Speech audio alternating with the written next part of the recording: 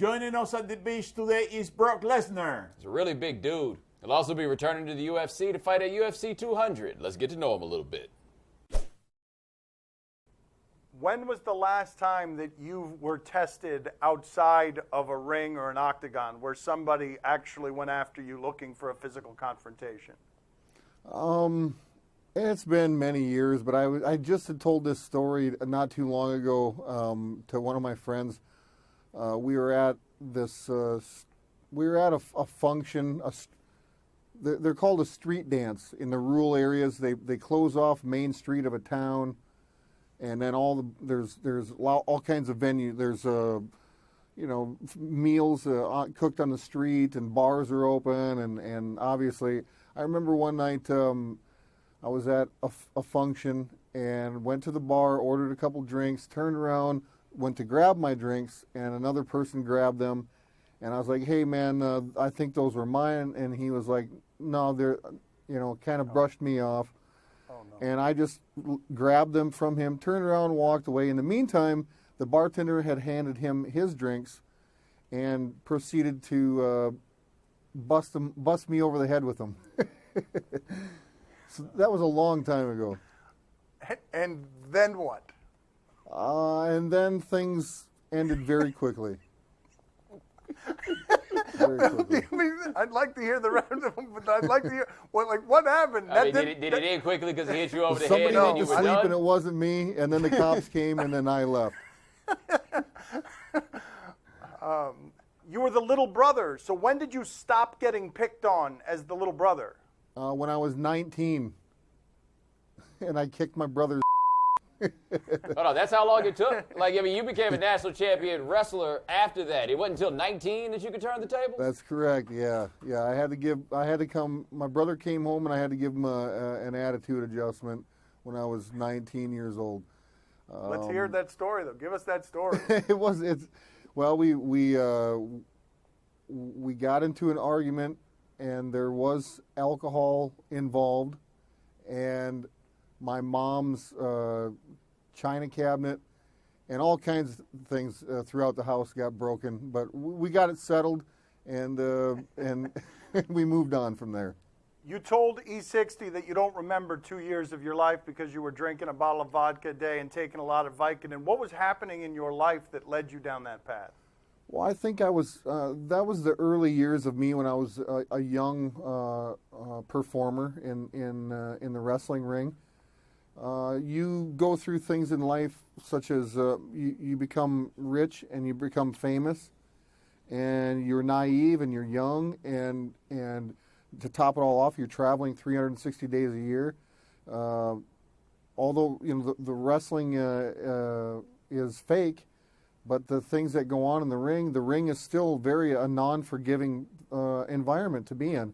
So you're dealing with a lot of different injuries at one time. Not only that, I'm not a man to be on the highway. I'm not a man to be in a hotel room every night. I'm not a man to be in an airplane every day.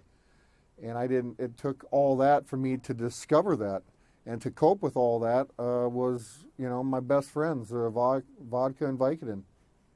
I imagine to outsiders it would be difficult to explain to them that you didn't enjoy this because there's so many cool things that came with it. Was it hard for you to talk to people about it while you were going through it? Well, I mean,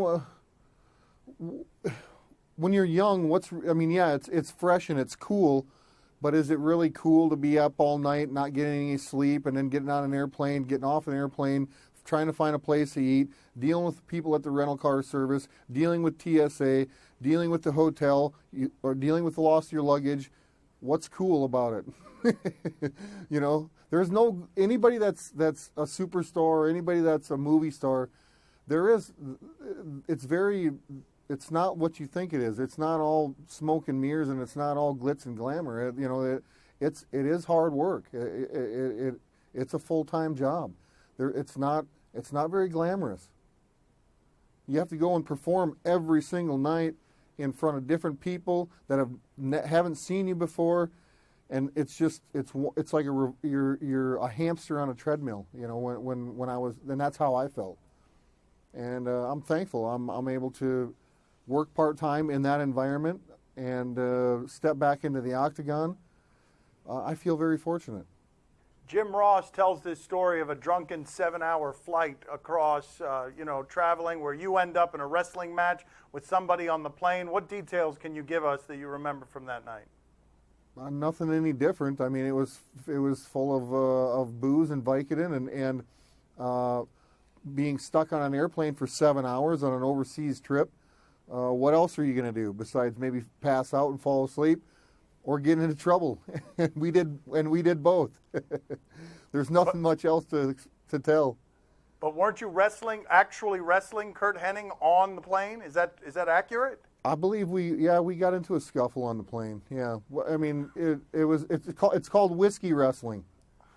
Have you ever done it? You should try it sometime. No. Well, no. It sounds like it's more fun if you're always winning at whiskey wrestling. It doesn't sound like you and Mr. Perfect doesn't sound like a fair fight in real life. Like I could imagine if somebody was writing it, it could be easy. But there's a weight class difference there. Rest in peace, Curt Hennig. Didn't he call you a BS real wrestler? Isn't that where that all started? Because he tested the Lesnar ego? Honestly, I was drunk and high. I couldn't even tell you what happened.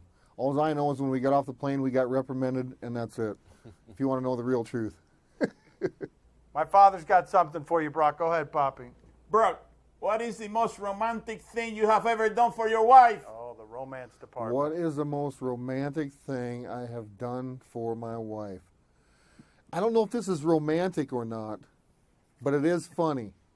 So when my son turned 1 year old, I took my wife on a tropical vacation, and the people that were watching my son, I told my wife, we are going away, leave your wedding band at home because I don't want it to get stolen.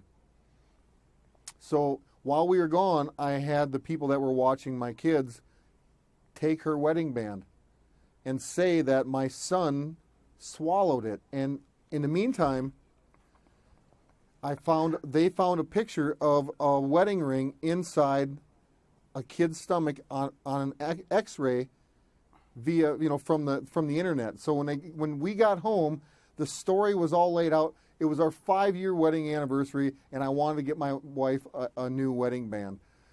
And my poor wife took it upon herself.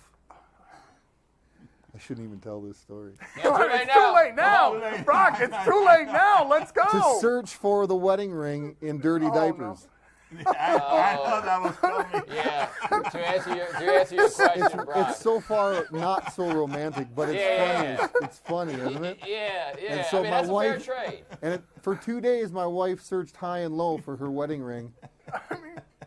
And then we had our wedding vows renewed 2 days later, and I issued her a new wedding band for our 5-year wedding anniversary. Now that's romantic. You didn't stop when she started cracking the diapers, Brock. That wasn't time for the joke to be over. 2 days of searching? I mean, what are you doing? I told her not to do it. I just said, you know what? I'll just get you a new one. All right. See you later. I feel like you're in trouble at home. See you later.